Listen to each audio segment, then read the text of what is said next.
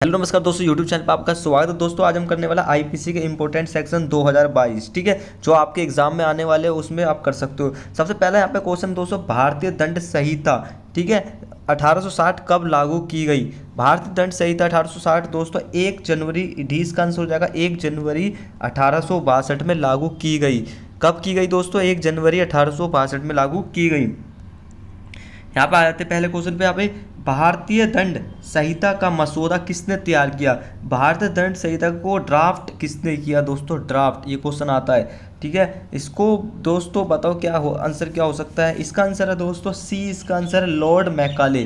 किसने ड्राफ्ट किया था दोस्तों? लॉर्ड मैकाले ने इसको ड्राफ्ट किया था।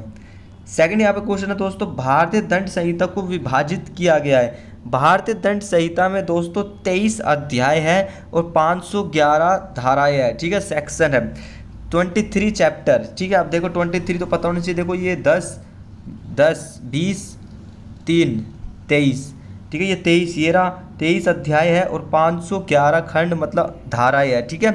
तो डी इसका आंसर हो जाएगा दोस्तों। उसके बाद करते हैं भारतीय दंड संहिता 1860, ठीक है, 1860 से लागू अस्तित्व में। 1860 जो भारत दंड संहिता आईपीसी वो लागू मतलब अस्तित्व में कब आया, मतलब केम इनटू इफेक्ट आता है, केम इनटू इफेक्ट। क्वेश्चन देखो दोस्तों, केम इनटू इफेक्ट अस्तित्व में आता है, एक होता है केम इनटू फोर्स, वो लागू करना, जो मैं हमने पहले पढ़ा था। ये जो आया था शुरू में, ये दोस्तों केम इनटू इफेक्ट जो ये आया था 6 अक्टूबर 1960 को ये आया था, ठीक है। 6 अक्टूबर 1960 को आईपीसी आई थी, जिसको ड्राफ्ट किसने किया था? लॉर्ड मैकाले ने किया था, ठीक है। और जिसमें अध्याय कितने हैं? 23 अध्याय और 511 सेक्शन है, ओके। और लागू कब हुआ? जो ये लागू हुआ है वो आपको मैंने पहले बता ही दिया है दोस्तों, 1 जनवरी 1862 को लागू किया गया है, ठीक है। तो ये इसका आंसर दोस्तों ये हो जाएगा। नेक्स्ट क्वेश्चन है, इसमें तो थोड़ा सा दिमाग लगाना दोस्तों। यहाँ पे बोला है कि ए और बी जहर देकर सी की हत्या करने के लिए सहमत हुए। ए और बी जहर देकर सी की हत्या करने के लिए सहमत हुए और डी को जहर खरीदना था, ठीक है, ए बी, ठीक है, और डी को जहर खरीदना था, लेकिन उसने इसे हासिल नहीं किया। ए और बी दोषी है, मतलब कि डी ने क्या है, डी ने जहर नहीं खरीदा, मगर फिर भी ए और बी किसके अपराधी हो सकते हैं? क्या ए और बी कोई अपराधी नहीं है? हत्या की आपराधिक साजिश द्वारा हत्या का उन्मूलन, साजिश द्वारा हत्या का उन्मूलन, ठीक है।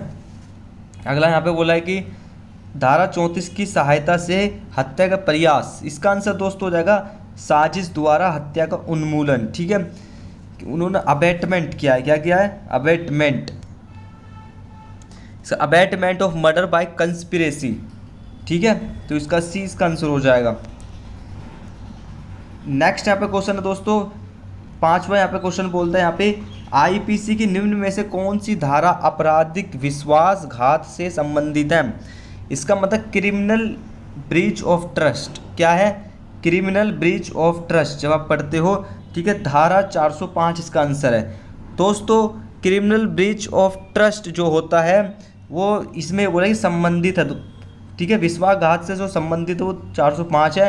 अगर आपराधिक विश्वासघात की जो सेक्शन लगा जाता है जिसमें पनिशमेंट दी जाती है वो 406 में दी जाती है, 3 साल तक की सजाएं।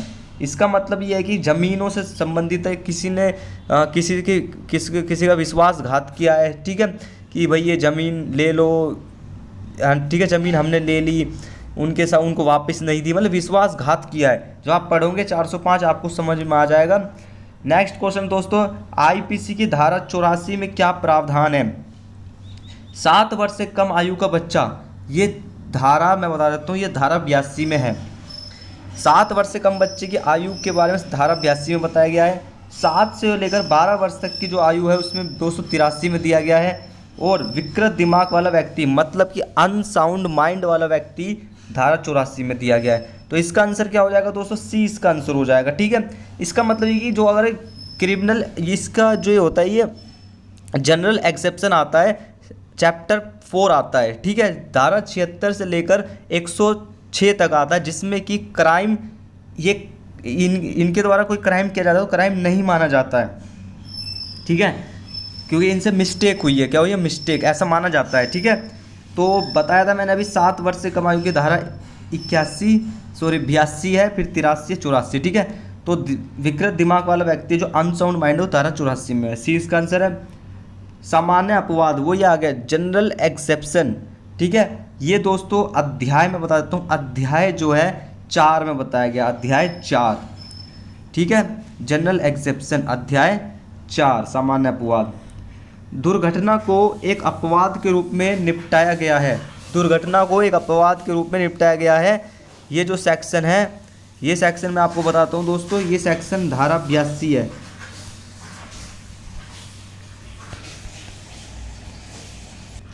दोस्तों धारा जो 82 है इसमें यही बताया गया है, मैं बताता हूँ क्या बताया गया, कि जो एक्सीडेंट हो जाता है, ठीक है, जो accident in doing a lawful act, इस धारा 82 में बताया गया है कि विधिपूर्ण कार्य करने में दुर्घटना, ठीक है, कोई भी विधिपूर्ण कार्य कर रहा है उसको दुर्घटना हो जाती है तो उसमें कोई क्राइम नहीं माना गया। जैसे मान के चलो भाई एक पेड़ है, पेड़ पर क्या है, एक लकड़हारा लकड़ी काटता है, उसका जो कुल्हाड़ी होता है, कुल्हाड़ी का फाल नीचे गिर जाता है, किसी के सिर पे गिर जाता है पीछे की तरफ से, तो वो क्राइम नहीं, वो मिस्टेक है, ठीक है।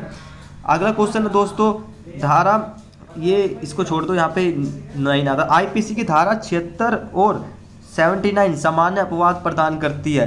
76 और 79 है तथ्य की गलती, मतलब तथ्य की भूल, ठीक है, मिस्टेक, ठीक है, मिस्टेक के बारे में बताया, फैक्ट मिस्टेक के बारे में बताया गया, ठीक है, तथ्य की भूल के बारे में बताया गया है।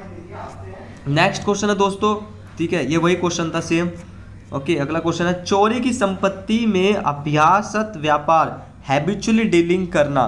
दोस्तों हैबिचुअली डीलिंग भी एक अपराध है, क्राइम में ये आजीवन कारावास या 10 वर्ष तक की सजा हो सकती है इसमें, ठीक है।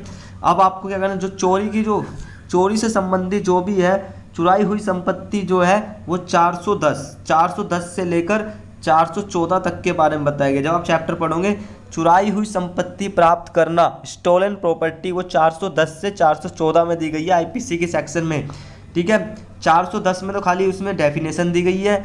411 जो लगती है वो चुराई हुई संपत्ति, क्या लगती है, 411 जो लगती है चुराई हुई संपत्ति बेईमानी से प्राप्त करना, ठीक है। 412 लगती है जो भी संपत्ति हमें मिलती है, चुराई हुई संपत्ति क्या है, चुराई हुई ऐसी संपत्ति को बेईमानी से प्राप्त करना जो डकैती करने में चुराई गई है, ठीक है। डकैती करने में जो संपत्ति चुराई जाती है वो 412 लगती है उसमें, ठीक है। और 413 जो लगती है चुराई हुई संपत्ति का हैबिचुअल डीलिंग करना, तो 413 इसमें हो जाएगा। और 414 कब लगती है, चुराई हुई संपत्ति को छुपाने में सहायता करना, ठीक है, छुपाने में सहायता। क्वेश्चन यहाँ पे हैबिचुअली डीलिंग मतलब संपत्ति में अभ्यासत व्यापार करना, ठीक है। तो 400 यहाँ पे 13 लग जाती है, ठीक है, 413 लगेगी। तो ऐसी वीडियो के लिए दोस्तों लाइक करें, शेयर करें, सब्सक्राइब करें। अगर आपको और वीडियो बनवानी है तो आप मुझे कमेंट बॉक्स में ज़रूर लिखिए, ठीक है। और ये अगर ये आपको पीडीएफ चाहिए तो मेरा टेलीग्राम ज्वाइन करें और टेलीग्राम पे लिखिए कि मुझे ये वाले नोट्स चाहिए, ठीक है। दोस्तों को शेयर कर दीजिएगा, किसी भी प्रकार से आपको कोई समस्या नहीं आएगी। धन्यवाद।